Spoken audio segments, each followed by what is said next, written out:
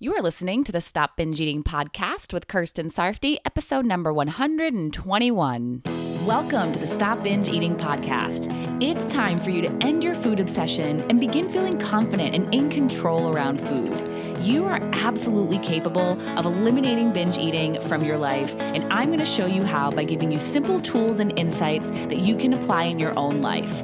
I'm your host, Kirsten Sarfty. Now let's get to it. Hi, everyone. For those of you who live in the U.S., this episode is being released just a couple days before Thanksgiving. So happy Thanksgiving. So I thought this would be the perfect time to talk about what you want and what you don't want. I decided to do this topic this week as I was thinking about how many of us on Thanksgiving share what we're thankful for and grateful for. There's been just a few Thanksgivings that I've been at a table where we go around and say what we're thankful for. It was never a tradition in my family, but over the years, I've had Thanksgivings with several different groups of people, and sometimes we do it. Whenever it happens, I always find it interesting to hear what other people have to say. It's so heartwarming. And it also feels so good to think about what I'm thankful and grateful for and share it out loud. Thinking about what's good and what we're happy with feels good. It lights us up, warms our hearts, puts us in a positive place. Yet instead of doing that, too often we get down on ourselves for not having what we want and for having what we don't want. Do you think you spend more time thinking about how you don't want to binge or about what you want instead of binging? A lot of the time when I talk to people about what they want, they jump right into what they don't want. They don't want to binge. They don't want to feel crappy. They don't want to feel bad about themselves. They don't want to isolate themselves. They look at their life as it is right now and tell me all the things they don't like about it. Now, this can be a good starting point. I think it's important to know what you want to change before you change it. You have to know what you're changing, right? But like I said, it's a starting point. It's not where you want to stay. When you stay there and spend your time thinking about all the things you have that you don't want, you feel bad. It doesn't feel good to think about what's not working in your life. Think about if it was your job that you have that you don't want. What would it be like if you spent your days thinking about how much you hate your job?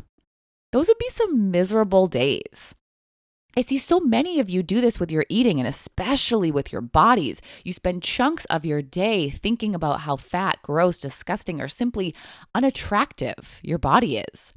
And then you feel awful and eat to feel better or numb yourself, but then feel worse because in your mind, you're making your body worse. And I get it.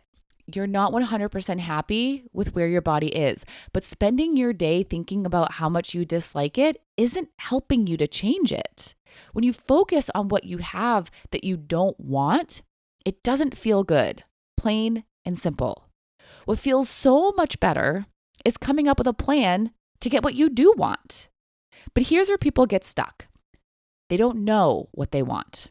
They know they don't want to binge. Now, again, this is a good starting point. You don't want to binge. Good to know. But what do you want? What is it you're working toward? If you're not binging, what are you doing? How does your life look? Every now and then I talk to someone who is completely lost when I ask this question.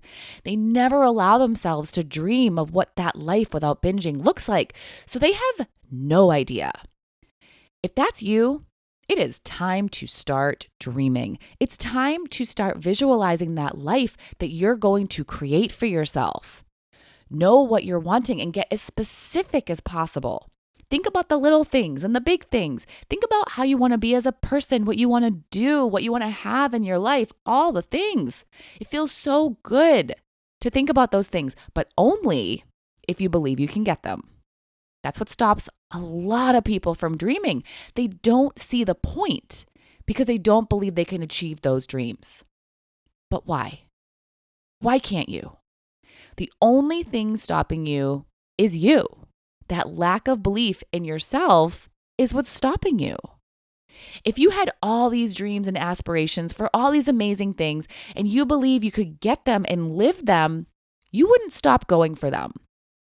You would not stop putting in the effort to get them if you believed all that amazingness was available to you. It's when you don't believe that it doesn't feel so good to think about them. You get down on yourself because you think you can't have them. You see it, you see what you want, but then you tell yourself that you can't have it. Maybe other people can, but not you. And that's total BS. If it's a realistic dream, there is no reason why you can't. And when I say realistic, I mean don't tell me things like you have a dream to have a superpower, like flying or being invisible, to use extreme examples. But if you want to own a house, be a business owner, make $100,000 a year, live somewhere new, stop binge eating, feel confident in your skin, maintain your weight, any of these things, they are 100% possible for you. There is no reason why not. Unless there's some sort of extenuating circumstance, there's not. Believe you can have what you want. It's your belief that will fuel you toward it and your disbelief that will stop you. So let's focus on what we want and believe we can get it. Sure, it may take a lot of work and effort, but it's possible. And if you want it bad enough, you'll put in that work and effort. But let's tie this all back to what I was talking about at the beginning of the episode, Thanksgiving and being thankful. We think about what we have that we don't want, and we think about what we don't have that we do want. But what about what we have that we do want? There's so much that you have in your life that is exactly what you want. There's things you've always had, things that you have that come easily to you, and things you have that you worked hard for. How good does it feel to think about those things? Like for me, some of the things I have that I want are my dream career, an amazing boyfriend, the ability to walk, a good memory, confidence, love for myself, a well-behaved dog, which I have to thank my boyfriend for training as a puppy. He did a great job. Clothes to wear, a black Nissan Sentra, a house in a quiet neighborhood that's just a 5-minute drive from downtown, fun friends, a new super comfy couch that we just got delivered and I'm loving it so much, heat, hot water, air conditioning, television, and I have the most amazing people in my coaching groups that I get to help and work with on their eating and their lives. I could go on and on. Even just saying all of that I just said felt so good. It feels so good to appreciate what you have that you want in your life. So here's my homework for you. Take a lined piece of paper, and on each line, you're going to write something that you want. And you're going to alternate between things that you want that you don't have and things that you want that you do have. And don't allow yourself to say, I don't know, and then stop. Search your mind. Again, little things, huge things. What do you want?